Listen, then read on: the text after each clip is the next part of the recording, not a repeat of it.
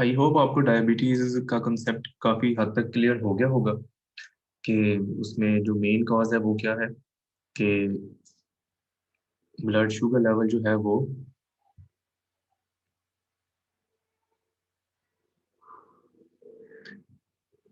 आपने की थी सेंड।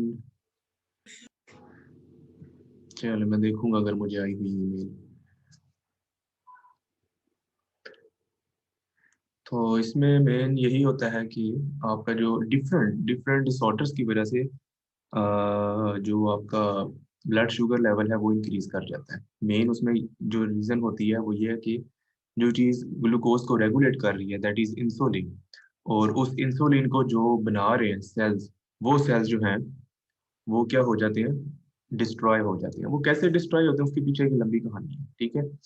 कि इंसुलिन बनाने वाले सेल्स जो हैं, जिनको पंक्रियाज के सेल्स कहते हैं, जिनको बीटा सेल्स कहते हैं, ठीक है, वो कैसे डिस्ट्रॉय हो रहे हैं। तो इन नटशल के वो डिस्ट्रॉय होते हैं, इंसुलिन बनना बंद हो जाती है, और इसको आप कहते हैं टाइप 1 डायबिटीज। तो इसके लिए आप लोग इंसुलिन लेते हैं, ठीक है। और advanced conditions of type 2 diabetes, उसमें भी फिर फिजिशियन अगर चाहे तो वो इंसुलिन प्रिस्क्राइब कर सकते हैं। तो हम देखेंगे कि अब शॉर्ट सी वीडियो है, ठीक है। ये एक फार्मासिस्ट है, ये बताएंगे कि अ, पता नहीं अब आपको आवाज़ आएगी, मैंने शेयर पे साउंड मैंने शेयर नहीं किया।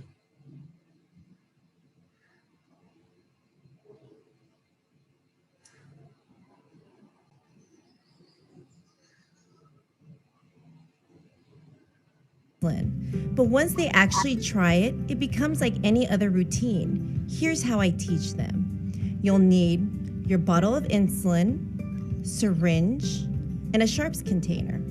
Always wash your hands with soap and water before you begin.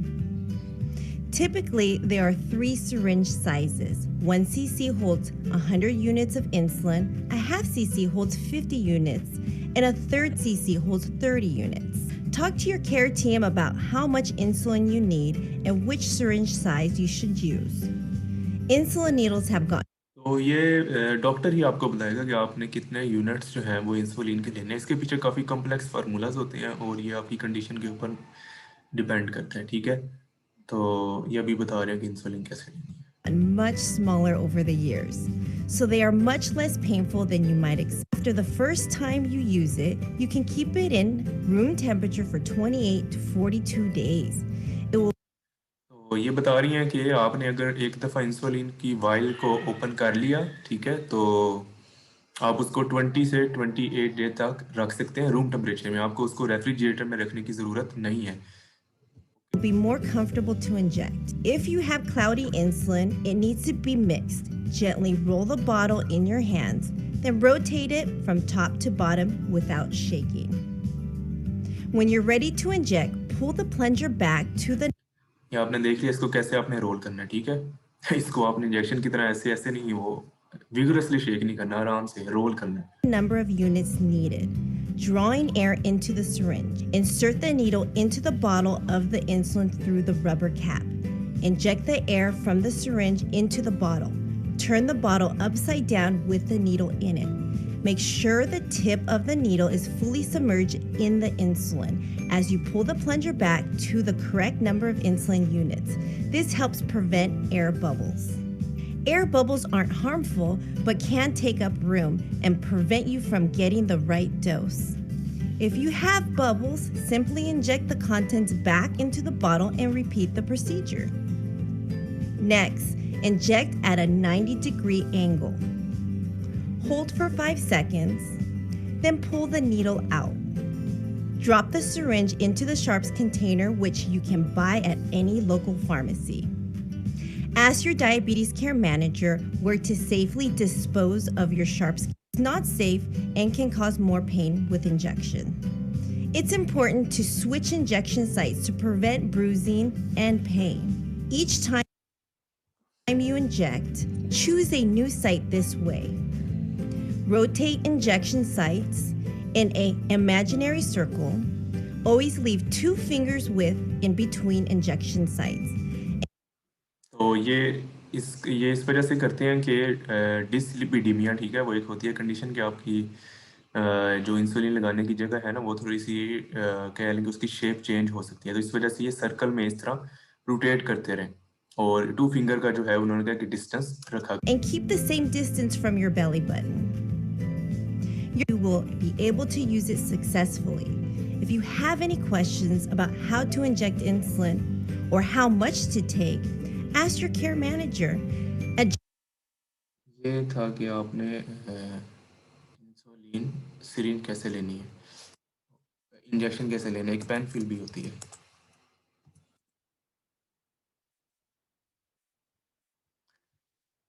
कोई मैंने कर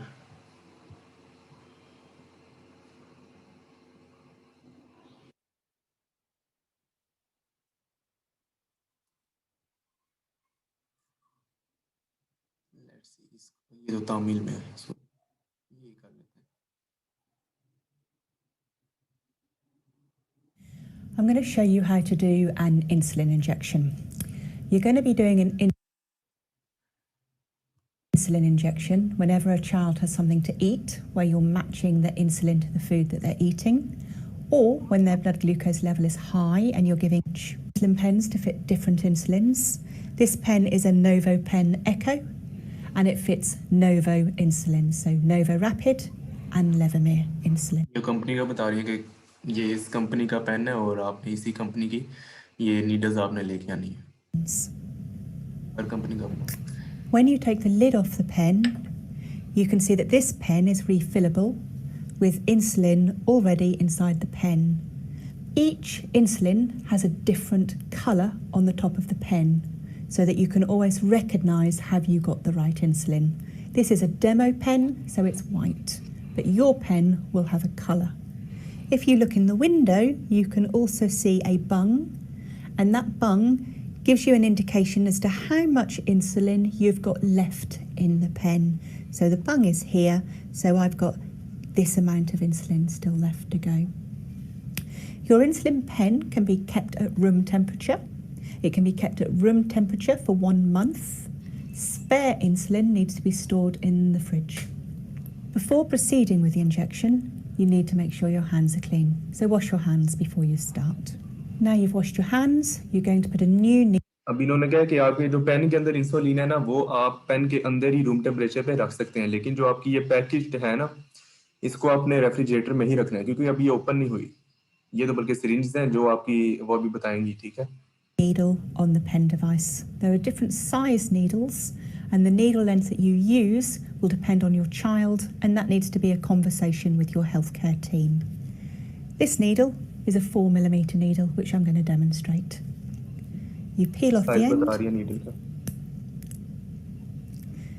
and then this pushes and twists on the end of the pen device. Twist until you can't tighten it any further. तो इतना rotate करना है Take off the clear plastic lid, ठीक है। and then, being careful, take off the needle cover. Cover उतार देना। Before you perform any injection, you need to always perform what we call an air shot. You're pushing a small amount of insulin through the needle to get rid of the air. If you forgot to do this, your next injection dose would be much less than you thought you were giving. Looking at the pen, you can see a dial with numbers on it. On this particular pen, each line is equivalent to half a unit. And when I turn the dial, you'll hear clicks. Each click is equivalent to half a unit. So I'm going to dial up 4 clicks, which is 2 units for an air shot. I've dialed 4 with... इतना इन्होंने थोड़ा सा complex कर दिया कि एक click जो है वो आधा यूनिट है, ठीक है, तो 2 क्लिक होंगे तो 2 यूनिट है। सिंपली आप यहाँ पे इन्होंने नजर आ रहे, ठीक है, कि 2 जितने यूनिट्स लेने हो तो उतने डिजिट के ऊपर आपने नीडल रख देनी है। The needle facing the ceiling, I'm going to push on the end of the pen, and you expect to see some insulin escaping from the needle. ये एयर शॉट है, ठीक है, सिंपली इंसुलिन जाया करें, ताकि अंदर से हवा जो है, एयर जो है वो निकल आए, ठीक है।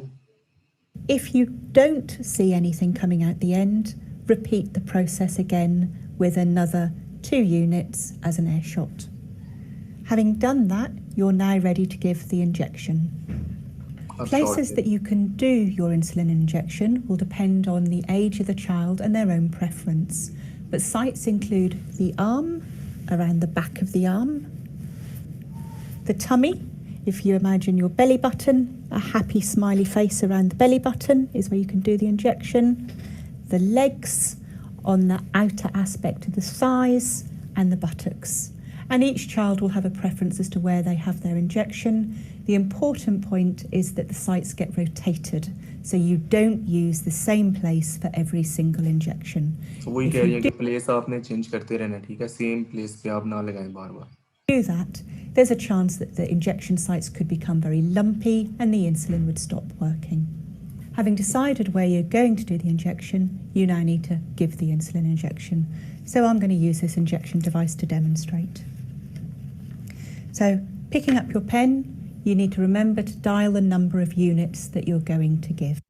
You don't need to use what we used to refer to as a pinch-up technique, where you pinch the skin and then inject, because the needles are so small that there isn't a worry about them going too deep. So वो कह रहे हैं कि होता है ना कि skin को आप पकड़ के रखें थोड़ी देर के लिए और फिर जो है वो उसमें आप इंजेक्ट करें, ठीक है। ये सिरिंज के हिसाब से होता है, ठीक है। अगर उसका साइज जो है वो नहीं है इतना तो फिर आपको ये करना पड़ेगा। साइज उसका ठीक है तो आप वैसे ही सिंपल इंजेक्ट कर दें। You're going to go in at a 90-degree angle, and then once you've injected into the skin, move your thumb to the end of the pen and push down. Once you've pushed as far as you can go, you're going to delay removing the needle for a count of 10. 1, 2, 3, 4, 5. You can take the needle away from the skin, and you've done 10 second या 5 injection. Second तक आपने अंदर ही रखना है। To remove the needle from the pen, do not put the small needle cover back on because of the risk that you'll cause injury to yourself. Instead, use the plastic cover and carefully place it back on the pen, and the needle can be disposed of in your sharps box. Pose करनी है तो कर। Put your pen lid back on. Cover इसके ऊपर देंगे। Have memories on the end. So this particular pen has a memory on the base of it. So if I pull the lid up, बता रही हैं कि इसके अंदर memory भी होती है। आई होप आपको क्लियर हो गया होगा और आप इस्तेमाल भी चलें। अगर आप किसी कोई इस्तेमाल कर रहा होगा घर में तो उसको बताएं कि आपने किस तरह से इस्तेमाल करनी है। और जो इसमें मेन चीज़ यही है कि आपने इंजेक्शन लगा लिया तो थोड़ी देर तक आप इंसुलिन जो है, सिरिंज जो है या जो भी है वो आप थोड़ी देर के लिए अंदर रखें, ठीक है, ताकि इंसुलिन सारी की सारी हो जाए। और इससे भी ज़्यादा कि मील से आप 15 मिनट पहले लिया करें, ठीक है, इंसुलिन। क्योंकि अगर आप हमारा जो गोल है वो क्या है कि ग्लूकोज का लेवल जो है ब्लड के अंदर आपने जितने भी वो स्पेसिफिकेशंस मैंने आपको वो सारी दिखाई हैं उससे उसके अंदर हमने रखना है। जितनी देर के लिए या आपका जो ग्लूकोज का लेवल है वो ज़्यादा रहेगा ब्लड के अंदर उतना ही आपको नुकसान ज़्यादा होगा। तो आप खाना, मैंने देखा है कि वो लोग जो है वो लगाते हैं इंसुलिन और साथ ही खाना शुरू कर देते हैं, तो फ़ायदा नहीं है। इंसुलिन ने एब्जॉर्ब भी होना है, तो उसको एब्जॉर्ब होने में 15 मिनट चाहिए और उसको एब्जॉर्ब होने के बाद उसने ब्लड में आना है। तो वो जब तक ब्लड में आएगी आपका खाना ग्लूकोज सारा जो है वो ब्लड तक पहुंच चुका होगा और आप जो है क्या फ़ायदा हुआ उस इंसुलिन का। तो आज का जो हमारा तकरीबन लास्ट टॉपिक है, कोशिश करेंगे कि इसको हम देख लें। ये हमसे रिलेटेड नहीं है इतना, ठीक है। ये टॉपिक जो था वो था पता नहीं पेन की जो भी है वो।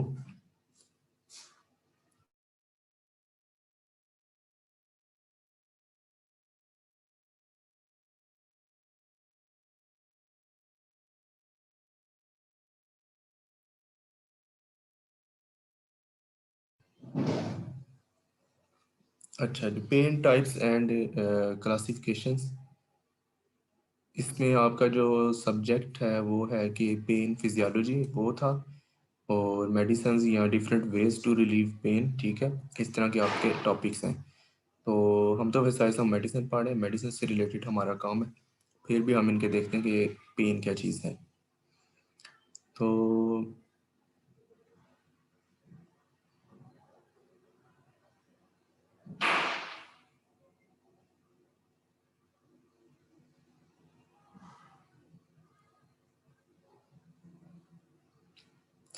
दो तरह के पेन होते हैं, ठीक है। एक एक्यूट पेन है और क्रॉनिक पेन होता है, ठीक है। एक्यूट पेन, इसका आपको नाम से ही पता चल रहा होगा, एक्यूट का मतलब होता है थोड़ी देर के लिए और जो सडन हो और ख़त्म हो जाए। क्रॉनिक का मतलब है जो रहता है, ठीक है, काफ़ी अरसे तक। तो ये तो होती है। अब acute pain typically comes on suddenly, ठीक है, and has a limited duration, ये इन्होंने बता दिया यहाँ पे। तो it is frequently cause by damage. You कैसे होता है ये? डैमेज टिश्यू हो गया, आपको कोई इंजरी हो गई है, जैसे बोन को, मसल को, ऑर्गन को, ठीक है, वहाँ पे कोई इंजरी हो गई है, उस वजह से होता है। और फिर ये आप बता रहे हैं कि इसके साथ साथ आपको एनजाइटी और इमोशनल डिस्ट्रेस, ये चीज़ें होती हैं। तो क्रॉनिक पेन का बता रहे हैं कि ये लॉन्ग लास्टिंग होता है, ठीक है, एंड इसको आपको जो है वो ट्रीट करना पड़ता है ज़्यादा अरसे के लिए। It is usually associated with a long term illness, ठीक है। ये ऐसे नहीं है कि आपको इंजरी होगी और उस इंजरी की वजह से या कोई डैमेज हुआ भी उस वजह से, ये आपकी कोई अंडरलिंक डिजीज़ होती है, ठीक है। तो उस डिजीज़ की वजह से, जैसे आपकी क्या नाम है, आर्थराइटिस है, ठीक है, विमेन में काफ़ी कॉमन प्रॉब्लम है। तो उसमें क्या है कि आपका जो जॉइंट है उसका जो कार्टिलेज है, ठीक है, उसका यानी कि फ्रिक्शन को जो रोकता है वो ख़त्म होना शुरू हो जाता है। तो वो एक कंडीशन है, उसकी वजह से फिर आपको सही पेन होता है। अब कार्टिलेज तो दोबारा नहीं बन सकता, ठीक है, तो उसकी वजह से फिर आपको पेन को मैनेज करना पड़ता है मेडिसिन से, ठीक है। और chronic pain can be result damage tissue but very often is attributable to nerve damage, ठीक है। ये भी बहुत जो है बड़ी रीज़न होती है नर्व डैमेज हो, ठीक है। एक्चुअली होता क्या है, देखें, आपकी कोई टिश्यू है, ठीक है, सेल है या आपका जो भी है, वहाँ पे क्या हुआ, इंजरी हुई, ठीक है, उस इंजरी की वजह से क्या होता है, सेल डेथ होती है।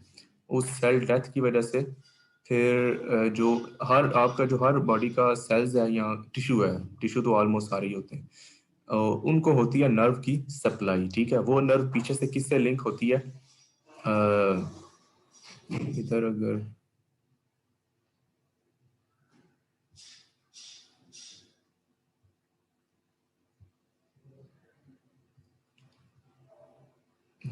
फर्ज करें कि ये एक सेल है, ठीक है। अब इसको ये नर्व की सप्लाई है, ये नर्व पीछे तक जा रही है, ठीक है, और ये क्या है, ब्रेन, ठीक है। दो तरह की नर्व्स होती हैं, एक होती है मोटर नर्व और एक होती है सेंसरी नर्व। ये सेंसरी नर्व है, ठीक है, इसको मैं एस लिख रहा हूँ। सेंसरी का मतलब होता है जो कि इंफॉर्मेशन ब्रेन की तरफ या स्पाइनल कॉर्ड की तरफ लेके जाती है, ठीक है। तो इसको नीचे से अगर ये भी बना दूँ, ठीक है, और ये आपका ब्रेन है, ठीक है।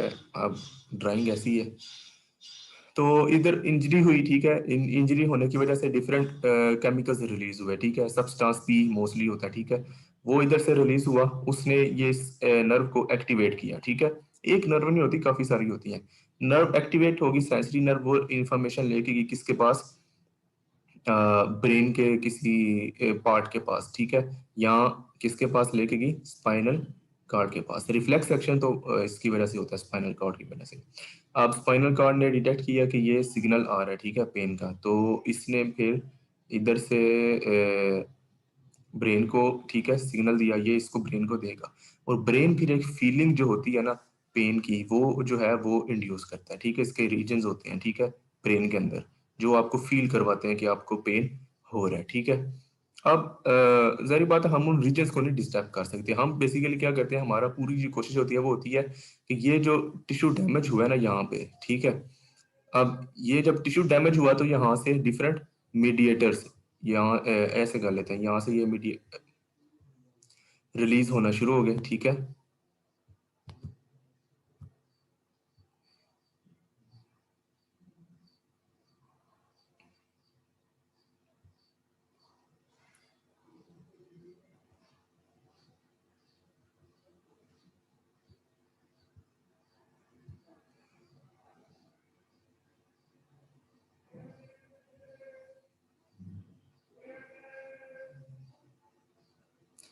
ओके, ये सब्सटेंसेस हैं, ठीक है, छोटे छोटे स्पॉट्स में लगा रहा हूँ ये। और ये जो होते हैं छोटे छोटे स्पॉट्स, ये जो है नर्व को एक्टिवेट करते हैं। हमने सिंपली ये जो होते हैं ना केमिकल्स या सब्सटेंसेस, हमने इनको ही ब्लॉक करना होता है। और ताकि ये इस नर्व को एक्टिवेट ना कर सके। जब ये नर्व एक्टिवेट नहीं होगी तो ब्रेन को सिग्नल नहीं जाएगा, ठीक है। ये कैसे एक्टिवेट होते हैं? इन्फ्लेमेशन के नतीजे में, ठीक है। और इसी वजह से हम जो ड्रग्स देते हैं वो क्या होती हैं? एंटी इन्फ्लेमेटरी ड्रग्स, ठीक है। फिर कुछ ड्रग्स ऐसी होती हैं जो कि डायरेक्टली ब्रेन के अंदर, अब ये अगर ये एक्टिवेट भी हो गया ये, ठीक है ना, यहाँ से आके इधर भी, तो यहाँ से जब एक्टिवेट हुई नर्व तो यहाँ से जाती जाती इधर जब आएगी तो इधर भी ये केमिकल्स रिलीज करेगी ब्रेन को एक्टिवेट करने के लिए। और ये केमिकल्स फिर आगे ब्रेन को एक्टिवेट करेंगे। हम क्या करते हैं, कुछ मेडिसिन यहाँ पे भी एक्ट करती हैं, वो इन केमिकल्स को ब्रेन को एक्टिवेट नहीं करने देती, ठीक है। पैरासीटामोल आपकी ये सबसे बेस्ट एग्जांपल है, ठीक है, वो ब्रेन के अंदर एक्ट करती है, CNS के अंदर। तो यही तरीके हैं, ठीक है, मेनली। या फिर आप ये कर सकते हैं कि इंजरी आपको हो रही है आप इसको ट्रीट कर लें, ठीक है। वो हीलिंग प्रोसेस साथ साथ चलता रहता है, ठीक है। आपको आपकी फ्रैक्चर काफ़ी कॉमन एग्जांपल है, फ्रैक्चर होता है आपको इतना पेन होता है, ठीक है, क्यों? क्योंकि वहाँ पे इन्फ्लेमेशन प्रोसेस स्टार्ट हो चुका होता है और वो सब्सटेंसेस रिलीज करना शुरू कर देता है। जैसे जैसे आपकी वो कंडीशन बेटर होती है, ठीक है, फ्रैक्चर आपका रिमूव होता है या हील होता है, ठीक है, तो इन्फ्लेमेशन ऑटोमेटिकली चली जाती है, तो आपको फिर पेन भी नहीं होता। ये एक थे। लेकिन अगर आपको एक ऐसी कंडीशन है, ठीक है, कि वो आपकी कंडीशन जो है वो बेटर नहीं हो सकती, ठीक है, तो फिर आपको लाइफ टाइम के लिए B1 मेडिकेशंस के ऊपर गुजारा करना पड़ता है। तो अब ये जो नर्व डैमेज वाली इन्होंने बात बताई है, ये क्या होता है कि कुछ जो नर्व्स होती हैं वो सिग्नल लेके जा रही होती हैं मोस्टली स्पाइनल कार्ड से, ठीक है। ये जो आपके मोरे वगैरह हिलते हैं, ठीक है, वहां से भी जो होती हैं वो नर्व इम्पल्सेस जनरेट हो रही होती हैं। जब वो नर्व इम्पल्सेस जो होती हैं वो अब आपके क्या नाम है, आपके लेग्स में भी जाती हैं, डिफरेंट जो नीचे वाले पोर्शन है, और स्पाइनल कार्ड से डिफरेंट और जगह पे भी जाती है, ठीक है। स्पाइनल कार्ड से तो हर जगह पे ही जाती है, ठीक है। अपर रीजन होता है आपका, मिडल है, और फिर आपका जो लोअर वाला है।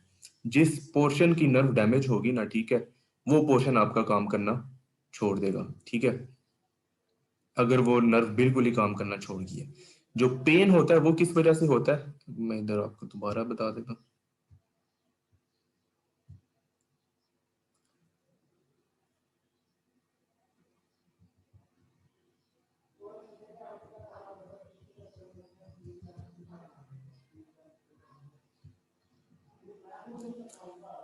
अगर ये आपका स्पाइनल कॉर्ड है, ठीक है,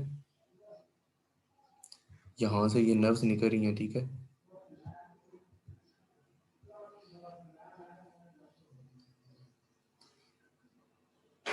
ये हड्डी है, ठीक है, ये बोन है, ठीक है, और इसके बीच में ये एक सॉफ्ट टिश्यू होता है, ठीक है, ऐसे करके, ठीक है। नर्व्स जो होती हैं वो इस सॉफ्ट टिश्यू से निकल रही होती हैं। अगर आपकी ये बोन डैमेज होगी ना, ठीक है, ये बोन जो है वो इसमें इस पे प्रेशर डालेगी, ठीक है, इस तरफ ऐसे।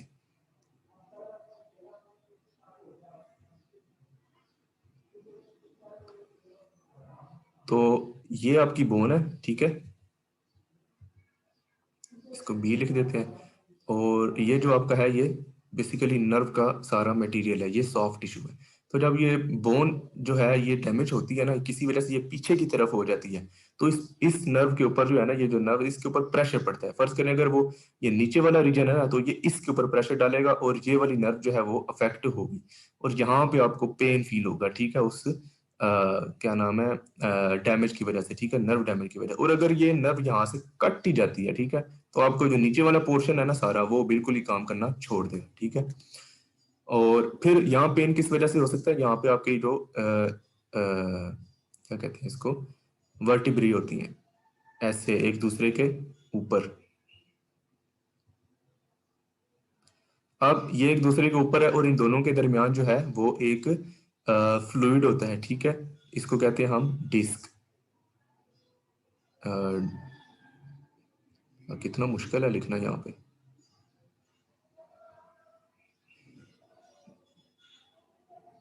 वर्टिब्रल इसको डिस्क कहते हैं, ठीक है। इन दोनों के दरमियान क्या होती है, कि डिस्क होती है जिसके अंदर फ्लूइड होता है, जो कि इन दोनों को फ्रिक्शन नहीं होने देती। जैसे ही उस जिस किसी वजह से स्लिप हो जाती है, यहाँ से बाहर निकल आती है स्लिप, ठीक है, इन दोनों के दरमियान स्लिप होती है, ठीक है।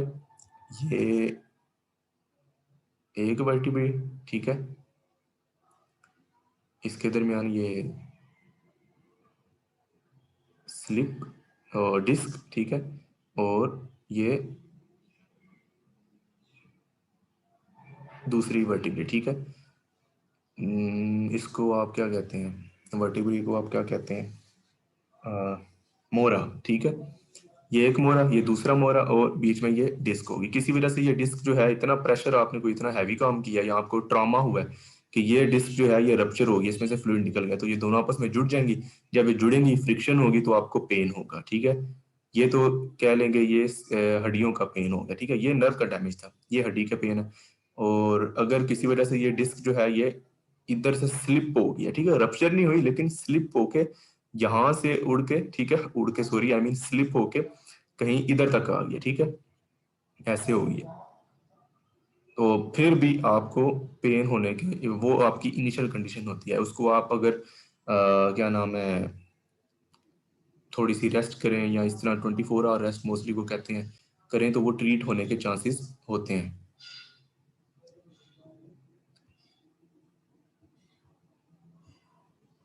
तो नर्व डैमेज का मैं आपको बता रहा था, ठीक है, कि नर्व डैमेज की वजह से जो है ये पेन हो रहे हैं।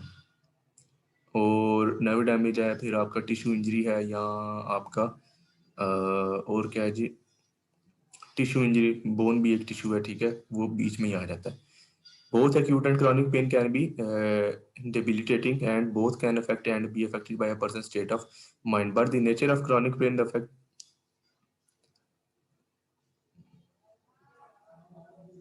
वो कहता है कि जो क्रॉनिक पेन होता है वो एक ही तरह का होता है, ठीक है। आपको मतलब ये नहीं है कि वो ऊपर नीचे चेंज होता रहता है।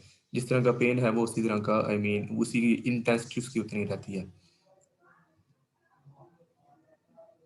फिर वो कह रहे हैं कि आपके साइकोलॉजिकल जो कंडीशन है ना, वो भी पेन को मैनेज करती है। उसमें हम फिर ट्रीटमेंट में भी देखेंगे कि पेन को ट्रीट करने के लिए मेडिकेशन की बजाय डिफरेंट और तरीके भी इस्तेमाल हो रहे हैं, ठीक है। वो आपको मैंने शुरू में जब हिस्ट्री पढ़ा रहा था उसमें आपने पढ़े थे, अकुपंक्चर था, ठीक है, और जिसमें आप नीडल्स जो है वो इंसर्ट करते हैं। और भी तरीके हमने उधर पढ़े थे। वो बेसिकली क्या है, वो साइकोलॉजिकली माइंड को ट्रीट करने वाले जो है वो हैं। लेकिन वो कह रहे हैं कि अबाउट 70% जो पीपल होते हैं क्रॉनिक पेन के, वो मेडिकेशन से ही ट्रीट किए जाते हैं। तो other ways pain is classified, उसका क्या है। अब ये देखें, two main categories of pain by caused by tissue damage also called nociceptive pain and pain caused by nerve damage, ठीक है। दो तरह के, दो मेन कैटेगरी उन्होंने बता दी। एक वो जो टिश्यू डैमेज की वजह से हो रहे हैं, कहीं पे इंजरी हो गया है, ठीक है, टिश्यू डैमेज हो गया, या फिर वो कह रहे हैं कि pen caused by nerve damage, इसको और क्या कहते हैं, न्यूरोपैथिक पेन, ठीक है। नर्व का जो पेन होता है वो ऐसे रेडिएटिंग पेन होता है, ठीक है, कि वो तो हर लम्हा का ही पेन होता है और शदीद किस्म का पेन होता है। तो अच्छा, थर्ड कैटेगरी वो कौन सी कर रहे हैं, psychogenic pain, which is pain that is affected by psychological factors. वो कह रहा है कि जो साइकोलॉजिकल पेन होता है उसका ओरिजिन कौन सा होता है, फिजिकल ओरिजिन है। कोई आपको फिजिकल इंजरी हुई है, ठीक है, या टिश्यू डैमेज है या नर्व डैमेज है, लेकिन जो पेन हो रहा है ना, वो इंक्रीज होता है आपकी साइकोलॉजिकली, आपकी मेंटल कंडीशन की वजह से, ठीक है। वो बढ़ जाता है, जैसे डिप्रेशन, स्ट्रेस, एंजाइटी की वजह से ये और बढ़ जाता है। इसको कहते हैं साइकोलॉजिकल पेन। तो इसके लिए आपको साइकोथेरापी भी चाहिए होती है, अलहदा से नहीं। आप बेशक वैसे ही घर वाले या डॉक्टर, इवन आप उसको रिलैक्स करें, बंदे को कि आप रिलैक्स करें, या जो भी उसको परेशान चीज कर रही है उसको आप ट्रीट करें। पेन इज आल्सो क्लासिफाई, अब कौन सा टिश्यू डैमेज हो रहा है, ठीक है, टाइप ऑफ टिश्यू, ठीक है, उसकी बेस पे भी पेन की क्लासिफिकेशन की जाती है, ठीक है। जो जॉइंट का पेन है उसको आप क्या कहते हैं, जॉइंट पेन, या फिर आर्थरालजिया, ठीक है, आर्थरालजिया।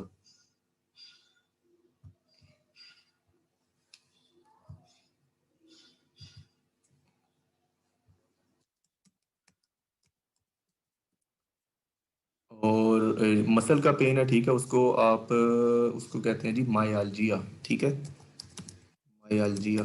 स्पेलिंग आई थिंक मुझे देख लीजिएगा आप।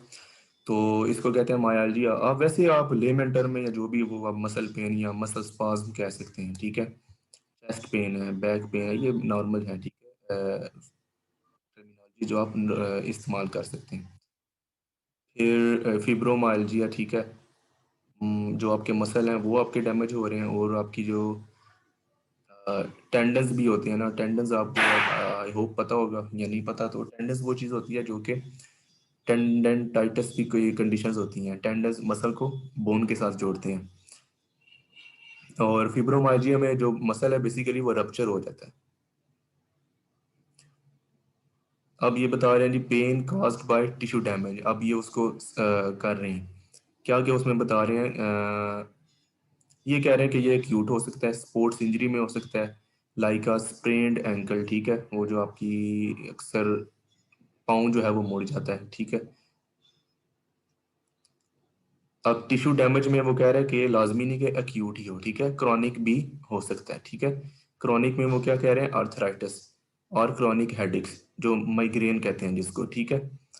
क्रॉनिक आर्थराइटिस में कौन सा टिश्यू डैमेज हो रहा है, आपका जो जॉइंट है, ठीक है, वो, या आप सिंपली बोन भी कह सकते हैं, और बोन ही जॉइंट्स बनाती हैं। फिर वो कह रहे हैं कि सर्टन मेडिकल ट्रीटमेंट वो भी पेन करते हैं, ठीक है। जो आपकी रेडियो कीमोथेरापी एक होती है और एक रेडियोथेरापी है, वो कह रहे हैं कि जो रेडिएशन होती है ना कैंसर के ट्रीटमेंट के लिए, वो भी पेन करती हैं। तो ये वो पेन है जो आपको मेडिकल ट्रीटमेंट के नतीजे में मिल रहा है, ठीक है। आप एक कंडीशन को ट्रीट कर रहे हैं, लेकिन जो चीज़ उसको ट्रीट कर रही है वही आपको पेन करा रही है। अब ये नर्व डैमेज की वजह से कह रहे हैं, ठीक है।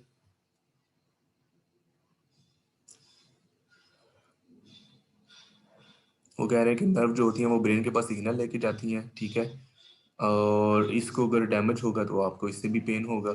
For instance you may feel a burning sensation even though no heat is being applied to the area that burns, ठीक है। यानी कि अगर वो एरिया जिसमें नर्व का डैमेज हुआ है उसमें आपको पेन फील होगा, ऑल दो आपको कोई इंजरी नहीं हुई, ठीक है। इंजरी नहीं हुई फिर भी आपको पेन फील होगा, यानी कि इसका मतलब है कि आपकी कोई नर्व अंदर से काम खराब कर रही है। कीमोथेरापी वो बता रहे हैं, अच्छा। ये आप मजीद डिटेल्स में जा रहे हैं, ठीक है, आपने करनी है तो आप कर लें, आपसे रिलेटेड या मीन चीज़ें नहीं है, ठीक है। या अब कंडीशंस बता रहे हैं किन ये सेंट्रल का मतलब कि जो आपका नर्वस सिस्टम है, सेंट्रल नर्वस सिस्टम, उससे रिलेटेड ये पेन है, ठीक है। कम्प्लेक्स रीजनल पेन, काफ़ी सारे रीजन इसमें इन्वॉल्व होंगे। डायबिटिक पेरिफेरल न्यूरोपैथिक पेन, ठीक है, डायबिटीज़ की वजह से अब आप में से वैसे पूछना चाहिए था कि ब्लड ग्लूकोज अगर ज़्यादा हो रहा है तो इसका नुकसान क्या है, ठीक है। हमें क्या, ब्लड ग्लूकोज अगर ज़्यादा हो रहा है बॉडी के अंदर, तो ये आई मीन डायबिटीज़ की वजह से जब आप डायबिटीज़ डेवलप होना शुरू होती है तो उसके फिर जो सिम्टम आपको ऐसे अपीयर ना हो बेशक, ठीक है, लेकिन उसकी जो मॉर्बिडिटीज़ हैं जो at the end of the day आपको फेस करना पड़ेंगी अल्टीमेटली, वो क्या होती हैं अगर आप शुगर लेवल को कंट्रोल नहीं रख पाते, ठीक है। उसकी 3-4 मेन मैनिफेस्टेशंस हैं, ठीक है, डायबिटीज़ की। उसमें एक होता है कि रीनल नेफ्रोपैथी, ठीक है, यानी कि गुर्दा जो होता है ना वो का उसकी आपको वो डैमेज होता है सिंपल वर्ड्स में। फिर एक होता है कि आई की, ठीक है, उसकी होती है न्यूरोपैथी, उसको पता नहीं क्या कहते हैं, उसको भी वो भी डायबिटिक न्यूरोपैथी है, ठीक है। जो आपकी आईज होती है ना, ठीक है, वो उनकी इसी वजह से उनकी नज़र वगैरह फिर अफेक्ट होना शुरू होती है। ये डायबिटीज़ की मेन यानी कि नेफ्रोपैथी एक होती है, ठीक है, और एक न्यूरोपैथी है, न्यूरोपैथी जो कि आंखों को अफेक्ट कर रही है। और इसके अलावा जो है आपकी डिफरेंट कंडीशंस और भी होती हैं, लेकिन ये दो मेन है, डायबिटिक नेफ्रोपैथी और डायबिटिक न्यूरोपैथी, ठीक है। और न्यूरोपैथी में फिर एक शियाटिक पेन भी आता है, ठीक है, जो कि ये जो न्यूरोपैथी आपको एक मैंने बताई ना, ये जो थी ये तो आंखों को कर रही है ना। एक न्यूरोपैथी और भी होती है जो कि डायबिटीज से रिलेटेड ही होती है, पेरिफेरल, वो पेरिफेरल न्यूरोपैथी आई थिंक उसको कहते हैं, ये इधर लिखा भी हुआ है, ठीक है। वो जो होती है वो आई से रिलेटेड तो नहीं होती, लेकिन वो आपकी जो नर्व्स होती हैं, आपके काम करने वाली नर्व्स, वो उसको अफेक्ट करती है। इसके पीछे काफ़ी कॉम्प्लेक्स मैकेनिज्म है, मैंने भी देखा था कि कैसे जो ग्लूकोज का लेवल होता है, ठीक है, वो कैसे इन चीज़ों को कर रहा है कि ग्लूकोज का लेवल ज़्यादा हुआ तो उसने किडनी को कैसे अफेक्ट किया, ठीक है। बेसिकली ग्लूकोज जो होता है वो किडनी की जो सेल्स होते हैं वो उनके साथ उनकी प्रोटीन जो होती है उनको डैमेज करना शुरू कर देता है, तो आपका जो किडनी है उसकी काम करना वो ख़राब हो जाता है। किडनी फिल्ट्रेशन करनी होती है किडनी, लेकिन वो ग्लूकोज भी आपका फिर वो फिल्टर करना शुरू कर देता है बॉडी से, हालांकि करना नहीं चाहिए। इस वजह से आपको यूरिन में ग्लूकोज भी नज़र आता है और प्रोटीन्स भी नज़र आती है, ठीक है। किडनी ख़राब होने की सबसे जो बेस्ट डायग्नोसिस होता है वो होता है कि यूरिन का टेस्ट कराएं, डायबिटीज़ की वजह से अगर हुआ है यूरिन का टेस्ट कराएं, और अगर उसमें से आपको प्रोटीन उसमें नज़र आ रही है, इसका मतलब है कि आपका किडनी काम नहीं कर रहा, ठीक है। किडनी कभी भी प्रोटीन को यूरिन में नहीं लेके आएगा, ठीक है। अगर किडनी ख़राब हो गया तो आपकी जो प्रोटीन्स हैं वो यूरिन में शो होंगी, ठीक है। यह जब हम फार्माकोकाइनेटिक भी पढ़े थे तब भी मैंने आपको बताया था कि प्रोटीन जो है वो ब्लड के अंदर ही रहती है, वो ब्लड से बाहर नहीं जाती, ठीक है। इसी वजह से जो ड्रग प्रोटीन के साथ होती है वो भी ब्लड के अंदर रहती है, वो टिश्यू में नहीं जाती। लेकिन अगर आपका किडनी काम नहीं कर रहा तो प्रोटीन फिर ब्लड में नहीं रहेगी, वो ब्लड से बाहर निकल जाएगी और वो यूरिन के अंदर आएगी। तो ये अगर ऐसा हो रहा है इसका मतलब है कि आपकी डायबिटीज, ये डायबिटीज जो है ये मेजर रीजन हो सकती है कि आपका किडनी काम करना छोड़ गया। फिर ये क्या कह रहे हैं, shingles and post therapeutic neurology, ठीक है, कोई ऑपरेशन आपने करवाया उसके बाद भी आपको हो सकता है।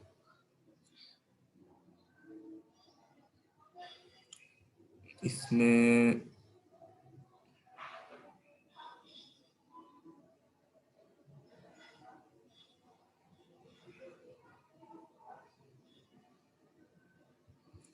ये तो इन्होंने सारी क्लासिफिकेशन बता दी, ठीक है। अच्छा, क्रॉनिक पेन आगे आ रहा है।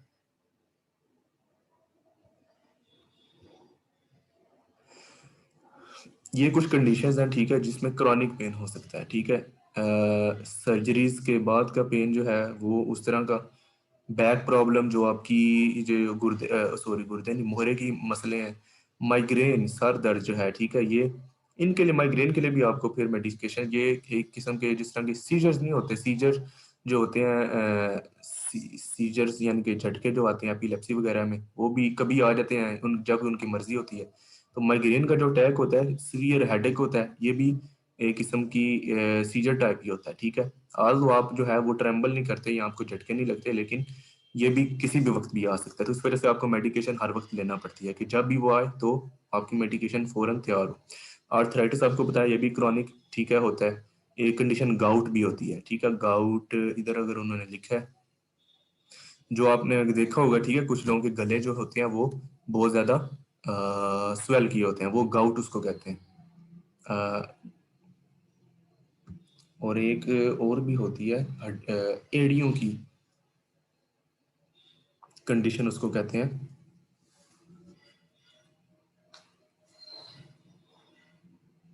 ग्वाइटर भी एक होती है, ग्वाइटर, सॉरी, वो ग्वाइटर जो है वो है वो गले वाली, ठीक है। और जो गाउट होती है वो कौन सी होती है, गाउट ये जो आपकी एडी यूरिक एसिड की वजह से, ठीक है, यूरिक एसिड अगर आपका ज्यादा हो रहा है तो उस वजह से कंडीशन डेवलप होती है जिसको कहते हैं गाउट। उसमें गला भी इफेक्ट होता है और उसमें एड़ियां जो होती हैं वो भी आपकी इफेक्ट होती हैं। नर्व डैमेज इससे भी हो सकता है, और फिब्रोमाइल्जिया यानी कि मसल की जो फाइबर्स होती हैं वो डैमेज होती है। ये क्रॉनिक पेन जो है ये वो चीजें हैं, वो कंडीशंस हैं। नर्व पेन बता रहे हैं,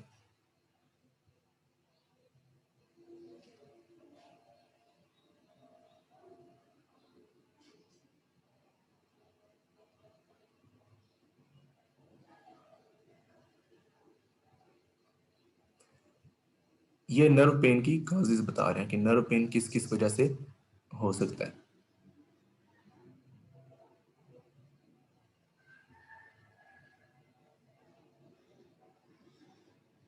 ये हमारा स्कोप नहीं है, ठीक है।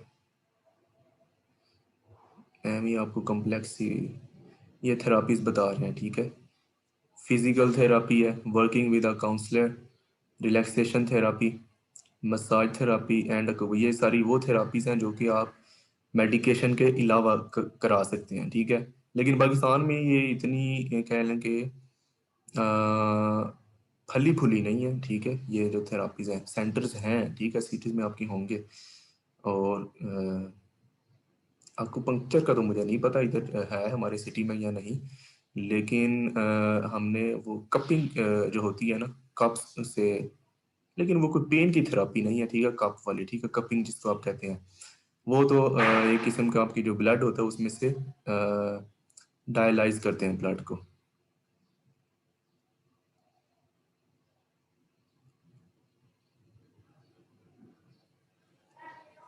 साइकोजेनिक पेन, और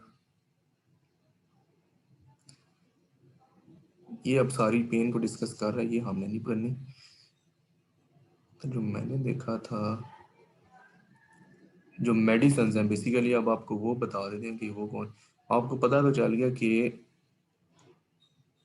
पेन होता है, एक एक्यूट होता है, क्रॉनिक होता है। एक्यूट का भी मोस्टली टिश्यू डैमेज की दो कैटेगरी, और कौन सी, टिश्यू डैमेज की वजह से हो रहा है और जो नर्व डैमेज की वजह से हो रहा है। और तीसरी कैटेगरी उसने इसमें ये बताई थी कि साइकोजेनिक पेन भी होता है, लेकिन इस पेन की मेन जो रीज़न होती है वो कोई फिजिकल रीज़न ही होती है, ठीक है। फिजिकल रीज़न से उसका क्या मतलब है कि कोई टिश्यू डैमेज या फिर कोई नर्व डैमेज।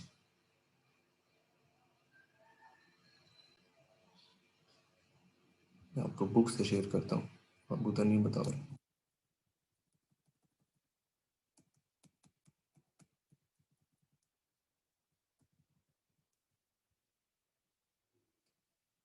जैसे आपको एक आइडिया देने कि ये जो,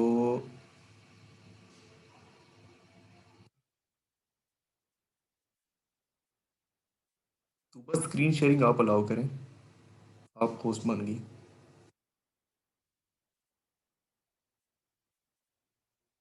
ये कोई हुज़ैरा आपने पूछा है वेट लॉस का, ये कोई ऐसी ये नहीं है कि हर पेन में जो है आपका वेट लॉस होगा। ये लिंक्ड चीज़ नहीं है, ठीक है। हर जो डिजीज, डिजीज़ का होता है, हर डिजीज़ का अपनी एक मैनिफेस्टेशंस होती हैं, उसमें आपको बहुत कुछ होता है।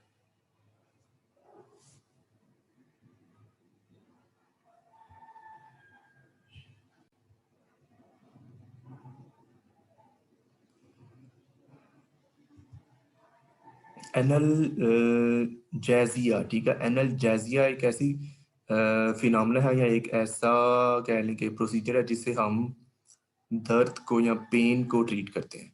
तो जो चीज़ें इसको ट्रीट करती हैं उसको हम क्या कहते हैं, एनाल्जेसिक एजेंट्स, ठीक है। फिर जो पेन इन्फ्लेमेशन की वजह से हो रहा होता है उसके ट्रीटमेंट के लिए हम क्या देते हैं, एंटी इन्फ्लेमेटरी ड्रग्स। फिर अक्सर यही होता है कि पेन के दौरान आपको बुखार भी होता है, ठीक है, टेम्परेचर आपका बढ़ जाता है। तो टेम्परेचर को कम करने के लिए एक हम क्या देते हैं, एंटीपायरेटिक ड्रग्स, ठीक है। तो इसमें जो आपने मेन चीज़ देखनी है ना, ये इन्होंने काफ़ी मैकेनिज्म दिया हुआ है।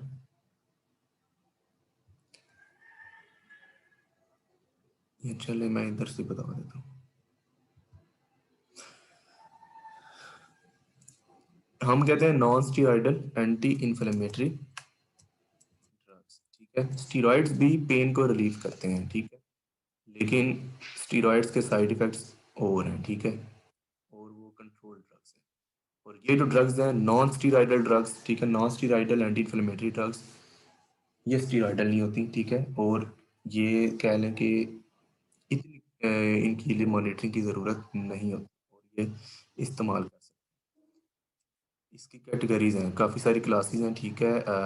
एन एस एड्स की, ये आप, मैं ये नहीं कहूँगा कि आप सारी, मैं आपको जो आपने एस्प्रीन का, ठीक है, मैंने आपको बताया था कि एस्प्रीन जो है वो दोनों तरफ है। एस्प्रीन जो है उसकी ब्लड थिनिंग प्रॉपर्टीज भी हैं, ठीक है, यानी कि वो ब्लड को थिन भी करती है। और एस्प्रीन अगर आप हाई डोज में देंगे, ठीक है, तो वो क्या कह लें, एंटी इन्फ्लेमेटरी भी उसका इफेक्ट आता है, एंटी इन्फ्लेमेटरी भी और एनाल्जेसिक भी।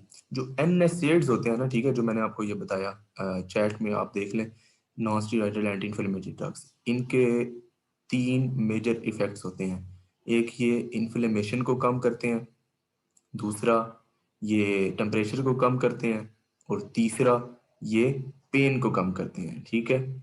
तीनों चीज़ों को कम कर रहे होते हैं। ये मैं क्यों बता रहा हूँ, क्योंकि आपकी जो दूसरी क्लासेस हैं एन एस एड्स के अलावा, ठीक है, एन सेड्स या एन एस एड्स, जैसे कि उसमें है पैरासीटामोल है, ठीक है, ये पैरासीटामोल, पैरासीटामोल एंटी इन्फ्लेमेटरी नहीं है, ठीक है, ये इन्फ्लेमेशन को ट्रीट नहीं कर सकता। ये सिर्फ किस चीज़ को ट्रीट करता है, ये ट्रीट करता है पेन को मैनेज करता है, और दूसरा ये फीवर को मैनेज करता है, ठीक है, ये सिर्फ इन दो कंडीशंस को मैनेज कर सकता है। इन्फ्लेमेशन को ये मैनेज नहीं कर सकता। इन्फ्लेमेशन के लिए ये जो एंटी इन्फ्लेमेटरी ड्रग होना ज़रूरी है, जैसे non steroidal anti inflammatory drug, ठीक है। और इसमें आइबोप्रोफेन ये ओवर द काउंटर है, ठीक है, आपको ये प्रिस्क्रिप्शन के बगैर भी मिल सकती है, ठीक है। मिथाइल सैलिसाइलेट ये जो आपकी विंटोजेन होती है, ठीक है, ये टॉपिकल है, ठीक है। सैलिसाइलेट जो है ना, ये टॉपिकल, टॉपिकल का मतलब होता है जो स्किन के ऊपर आप अप्लाई करते हैं। ये विंटोजेन में आई थिंक ये होता है, आप अप्लाई करते हैं। और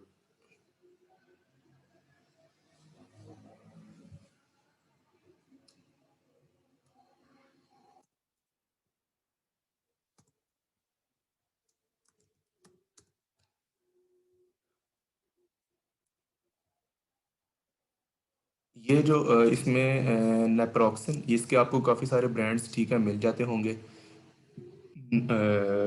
नेप्रोक्सन जो है ये ऑलमोस्ट, ये कह लेंगे जो ब्लड प्रेशर के पेशेंट्स होते हैं ना, अ, उनके लिए नेप्रोक्सन बेस्ट होती है। नेप्रोक्सन वो, अब इसमें क्यों मैं कह रहा हूँ कि ब्लड प्रेशर, क्योंकि जो non steroidal anti inflammatory drugs होती हैं, इनका एक साइड इफेक्ट है कि ये ब्लड प्रेशर को भी इंक्रीज करती हैं, ठीक है।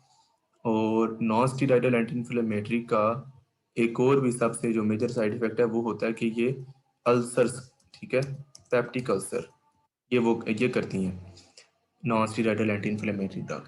तो जो भी मोस्टली यही होता है, जो फिजिशियन किसी बंदे को एनएसएड लिख के देता है, ठीक है, डिक्लोरान इधर होगा, कहाँ पे गया है, डिक्लोफेनिक के नाम से अगर आपको नजर है कहीं पे, हाँ जी, ये ठीक है, जो आपका डिक्लोरान का इंजेक्शन है या डिक्लोरान की टैबलेट्स हैं, ठीक है, उसके अंदर क्या चीज़ होती है, डिक्लोफेनिक होता है। डिक्लोफेनिक में दो आते हैं, डिक्लोफेनिक सोडियम और पोटेशियम। तो ये क्या है, ये एंटी इन्फ्लेमेटरी है। आजकल डिक्लोफेनिक की जगह एसिक्लोफेनिक भी इस्तेमाल हो रही है। ये बेसिकली सारी काफ़ी ज़्यादा इस्तेमाल होती हैं, मैंने आई मीन टू से एसिक्लोफेनिक है, डिक्लोफेनिक, मेलॉक्सिकेम भी इस्तेमाल होती है, इसमें सिलेकोजिब ये इस्तेमाल होती है, ठीक है। पैरासीटामोल तो आपको पता है, वो भी पायरोक्सिकेम ये इस्तेमाल होती है। मैफिनेमिक एसिड ये भी ओवर द काउंटर ड्रग है, ठीक है, आपको वैसे ही मिल जाती है या सामने काउंटर पे पड़ी होती है मैफिनेमिक एसिड। और एक्शन के हिसाब से ये सारे सेम है, नॉन स्टेरॉइडल, वही काम, एंटी इन्फ्लेमेटरी, ये वो डोज आपको देखनी पड़ेगी कि आपने कितनी लेनी है और कितनी बार लेनी है, ठीक है, वो डॉक्टर बता देता है। अच्छा, मैं अल्सर्स का आपको बता रहा था कि ये जितने भी एनएसएड्स हैं, इनका एक बहुत कह लें कि प्रोमिनेंट साइड इफेक्ट होता है कि आपके जो स्टमक होता है वो डैमेज होना शुरू, या आपकी जो इंटेस्टाइन है वो, उसमें जख्म बनना शुरू हो सकते हैं, ठीक है। इसी वजह से जो भी मेडिकेशन देते हैं ना एनएसएड की, ठीक है, उसके साथ हमेशा कोई ना कोई कह लें कि आपके गैस्ट्रो इंटेस्टाइनल ट्रैक को प्रोटेक्ट करने वाली आप ड्रग लाजमी देते हैं, ठीक है। जैसे इमाप्राजोल है, ठीक है, यहाँ एसो मैप्राजोल, ठीक है, ये कम्बिनेशन डॉक्टर्स प्रिस्क्राइब करते हैं, साथ में डिक्लोफेनिक दे दी, और उसके साथ अल्सर से बचने के लिए क्या दे दिया, एसोमेप्राजोल दे दिया, ठीक है, या मिजोप्रोस्टोल दे दिया, ठीक है, वो भी आपके अल्सर से आपको बचाती है।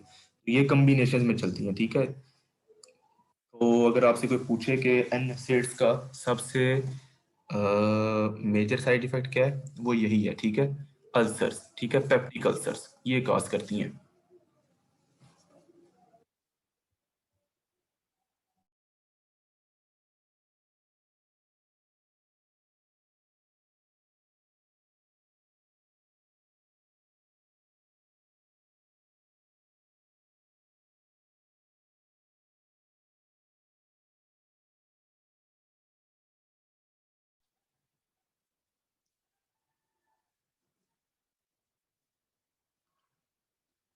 कोई बताएगा कि हिस्टोरिकली पेन को ट्रीट करने के लिए कौन सी ड्रग इस्तेमाल होती रही है। काफ़ी कह रहे हैं कि जिस तरह आपने देखा होगा कि पेनिसिलिन की एक हिस्ट्री है, ठीक है, जैसे ही पेनिसिलिन आई ये कह लें कि रेवोल्यूशन आ गया लोगों की, कह लें कि वैसे वार में, ठीक है, वारफेयर में सिपाही मार जाते थे, ठीक है, इन्फेक्शन की वजह से, छोटे से इन्फेक्शन की वजह से भी वो मर जाते थे। तो जैसे पेनिसिलिन डिस्कवर हुई तो एंटीबायोटिक बनी, तो बंदे बचना शुरू हो गए, ठीक है, और वार जो थी वो कह लें कि उसमें लॉस कम होना शुरू हो गई। तो मुझे पेन के हवाले से बताए, काफ़ी मशहूर है, आपको पता होना चाहिए कि वो ड्रग है, ठीक है, एक, चलिए मैं बता देता हूँ, एक हिंट भी देते हैं आपको, इस्तेमाल होती है ये नशे, नशा भी करते हैं लोग। नो आइडिया, आवाज नहीं आई आपकी, कमेंट में लिख देना, आवाज नहीं आ रही।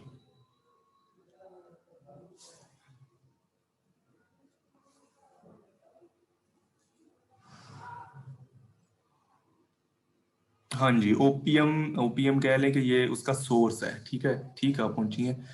ओपीएम से ही वो ड्रग ऑब्टेन की जाती थी, उसका नाम मॉर्फिन था, ठीक है, मॉर्फिन, ठीक है।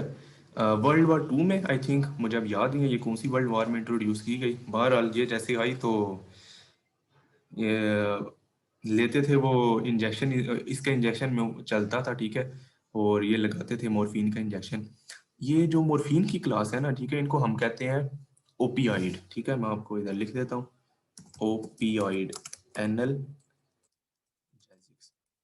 ये उस कंडीशन में देते हैं जब बहुत ही ज्यादा सीवियर किस्म का पेन हो रहा होता है, ठीक है, और ये कह लें कि एक एंड लेवल के एनाल्जेसिक्स हैं। तो इनके साइड इफेक्ट्स भी बहुत ज़्यादा होते हैं, क्योंकि उस वक्त जारी बात है एक नया एजेंट आया था एनाल्जेसिया को ट्रीट करने के लिए, एनाल्जेसिया इफेक्ट प्रोड्यूस करने के लिए, ठीक है, तो कोई चॉइस नहीं थी होती, तो फिर लोगों को ये लेना पड़ता था, ठीक है, मॉर्फिन, और ये कह लें कि फ़ौरन इसका आराम आ जाता है, लेकिन इसके साइड इफेक्ट्स हैं काफ़ी से, इस वजह से ये फर्स्ट लाइन थेरापी नहीं है, ठीक है। फर्स्ट लाइन में क्या है, आपको पेन हो रहा है, ठीक है, आप जो है वो ओवर द काउंटर ड्रग्स इस्तेमाल करें, पैरासीटामोल इस्तेमाल करें, आइबुप्रोफेन इस्तेमाल करें, ये चीज़ें। नहीं हो रहा तो आप कह लें कि ओवर द काउंटर की जगह पीओ पे जाएं। ये दो चीज़ें होती हैं, एक कहते हैं ओटीसी, एक कहते हैं पीओ, ठीक है। ओटीसी का क्या मतलब है, ओवर दी काउंटर, आपको प्रिस्क्रिप्शन के बगैर ये मिल सकती हैं। पीओ का क्या मतलब होता है, प्रिस्क्रिप्शन ओनली, ठीक है, यानी कि आपको सिर्फ प्रिस्क्रिप्शन पे मिलेंगी ड्रग्स, ठीक है। तो आप ये पहले ये करें कि आप ओटीसी पे जाएं, ठीक है, अगर आपको एक्यूट पेन है, ठीक है, फौरन से आपको ये हैवी किस्म की ड्रग ना इस्तेमाल करें, पैरासीटामोल, आइबुप्रोफेन है वो इस्तेमाल करें। फिर भी अगर नहीं हो रहा, ठीक है, तो फिर जो प्रिस्क्राइब्ड आप कोई ऑब्टेन करें किसी डॉक्टर से, वो आपको डेफिनेटली डिक्लोफेनिक लिख देगा, या कोई और ड्रग जो है एसिक्लोफेनिक है ये लिख देगा, तो वो आपके ट्रीटमेंट के लिए दे देगा। ओटीसी का मैंने आपको बताया, ओवर द काउंटर, ठीक है। ओवर द काउंटर का मतलब आपके काउंटर के पड़ी आप जाके ले सकते हैं, आपको प्रिस्क्रिप्शन की ज़रूरत नहीं है, ठीक है। तो अगर फिर भी नहीं हो रहा, ठीक है, पेन आपका ट्रीट नहीं हो रहा, तो ये फिर ओपियाइड एनाल्जेसिक्स इस्तेमाल होते हैं, मॉर्फिन है, कोडीन है, ठीक है, ये फिर ड्रग्स इस्तेमाल होती हैं। और अगर आपने मूवीज़ भी देखी हो, ठीक है, अगर वार की मूवीज़, ठीक है, वो इंजेक्शन उसकी छोटी सी बोतल होती थी मॉर्फिन की, तोड़ते थे, इंजेक्शन भरते थे और लगाते थे, ठीक है, जंग में यही चल रहा होता था। तो ओपीएम से ही ऑब्टेन होती है, ठीक है, ड्रग। और ओपीएम की जो रिसेंटली मैंने वो देखा था, आपने भी शायद न्यूज़ सुनी हो, ठीक है, हमारे जो minister for information, minister for science and technology है, ठीक है, उन्होंने कहा था कि हम ओपीएम को कल्टीवेट करेंगे पाकिस्तान में भी, और इसकी जो है इसका अब्यूज़ भी है, लेकिन ज़ाहिर बात है यूज़ भी है, आप जो है मोरफिन इसमें से निकाल के आप एक्सपोर्ट कर सकते हैं। ओपीएम काफ़ी वैरायटीज़ की होती है, टर्किश वैरायटी की है, चाइनीज़ है, और इंडिया में भी ये होती है। तो ये, लेकिन ये सारी इसकी कंट्रोल्ड होती है, ठीक है, गवर्नमेंट के अंडर, गवर्नमेंट लाइसेंस देती है ओपीएम की कल्टीवेशन करने के लिए। तो वो लाइसेंस जिसके पास होगा सिर्फ वही इसको ऑब्टेन कर सकता है, लेकिन आपको आम यूज़ में अब मॉर्फिन नहीं मिलेगी, ठीक है। तो ओपीएम, आपने आप में से किसी ने ओपीएम देखा होगा?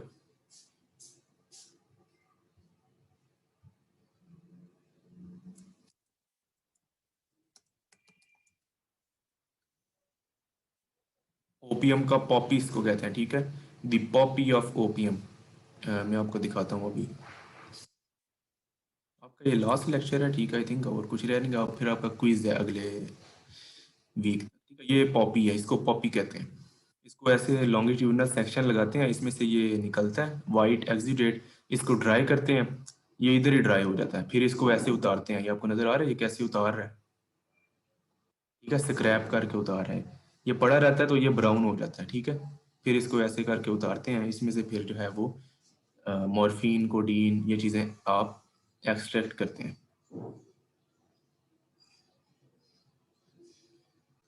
चलिए, कोई क्वेश्चन है तो आप कर लें, कोई कन्फ्यूजन है तो आप पूछ लें। ये हमारा लास्ट लेक्चर था। मैं आपको वो लिंक क्विज बना के सेंड कर दूंगा, आपने वो अटेम्प्ट करना है, और आपको नंबर भी उधर ही पता चल जाएंगे। तो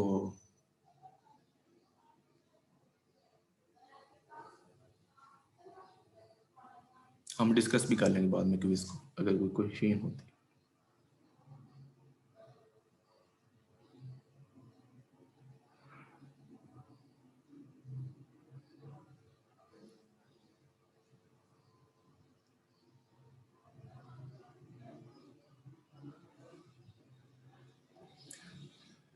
चलें जी, अल्लाह हाफिज़।